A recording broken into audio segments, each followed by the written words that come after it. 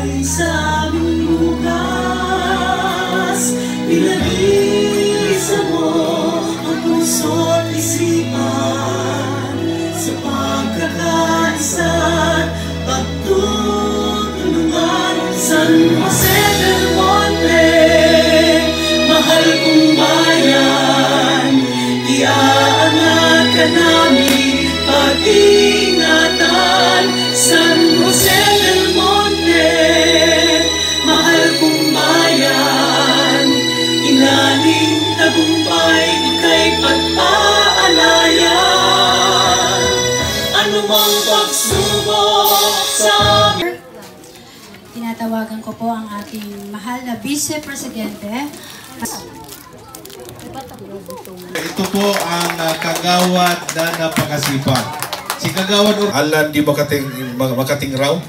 He's not around due to the distance of his assignment. He's in Baguio right now. No? So, of course, the Vice President. Kilala niyo yung Vice President? Taas po ang kamay ng nakakilala. Yon, thank you. Ako po yon. No, ako po yon. Yours truly. Pag hindi po ninyo kilala, hanapin ninyo ako sa social media. Doon sa ating group. Kasi sasagot at sasagot ako doon pagka meron kayong mga queries. Okay? And, yun. Of course, yung ating secretary, no? Judith P. Diaz. Yun. So, please come forward, Miss Secretary.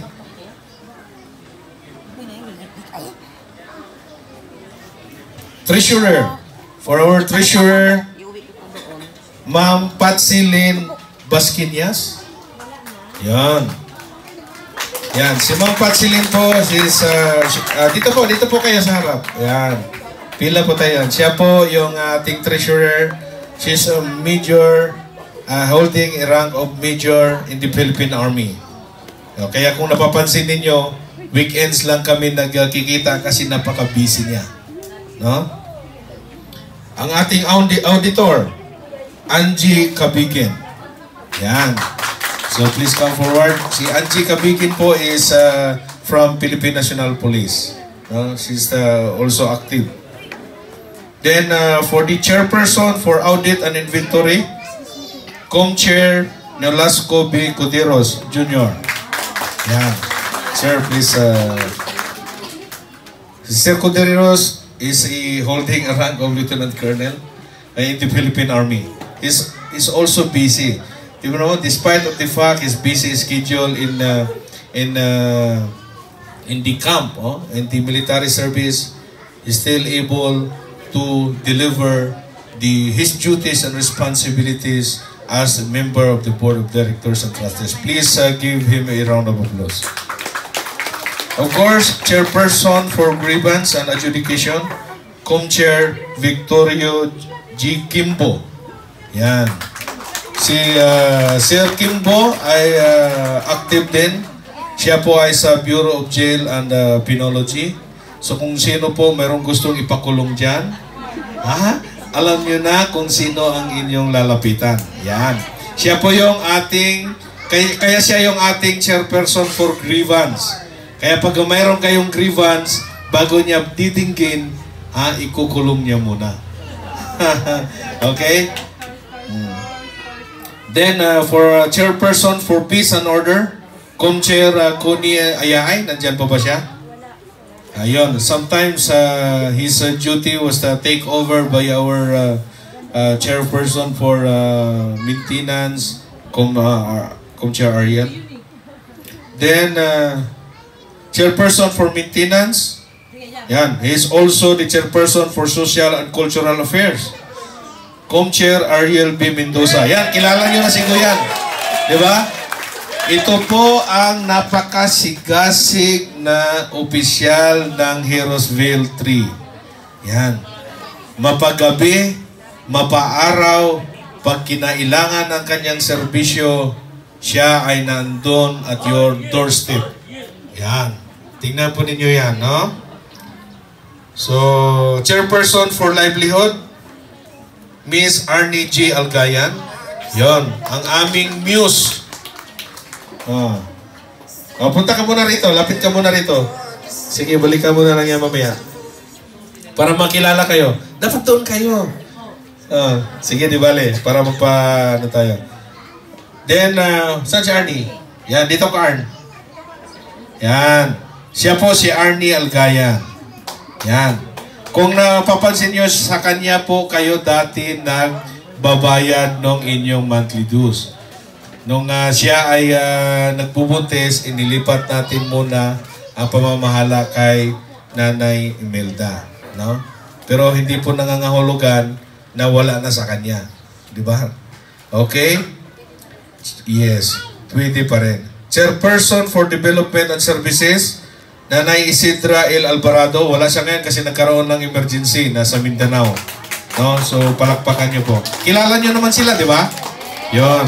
And the last but not the least, Chairperson for Membership. Ito po. Ito yung aming muse na araw-araw kumakatok sa inyong pintuan at nagmamakaawa na sana po magbigay na kayo ng inyong monthly dues. Diba kayo wala tayong pambigay sa ating VSG. Yan. Si Nanay Imelda G. Monte. Yan. Okay? So, yan. Okay. So that compose the Board of Directors and Trustees of the Association.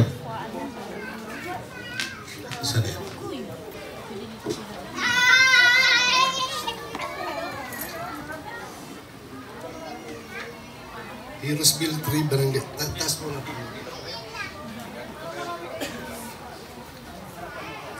Alam, mali. Kayo ka doon. Lumipat kayo. Yan, sa harap. Yan.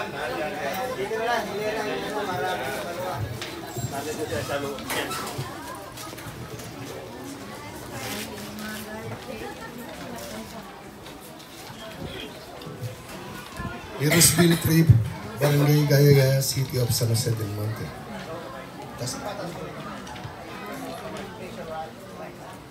Bulacan having less appointed is Bantay Bayan of the Heroes Bill 3 Homeowners Association Corporation to every slowly swear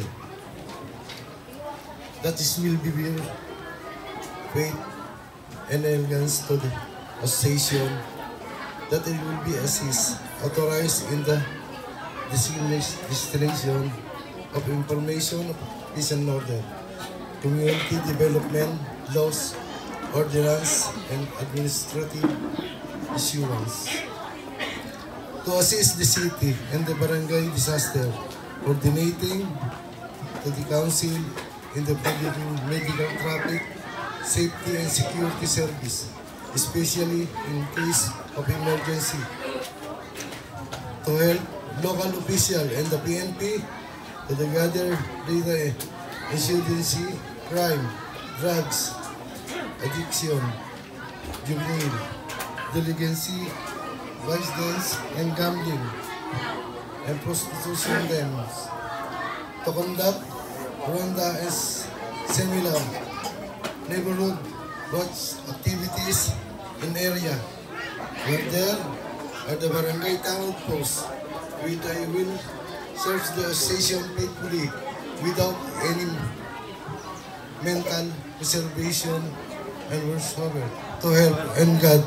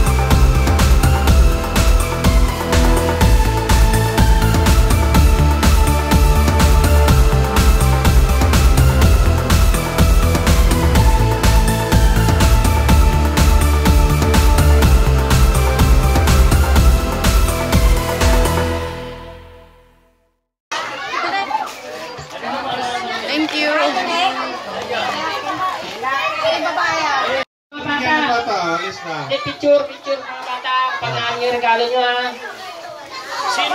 Dito ko paani ko parang picturean. Sino ba Lalaki yung blue. Okay. Ay, green. Ito. Babae yung Mga bata dito kayo.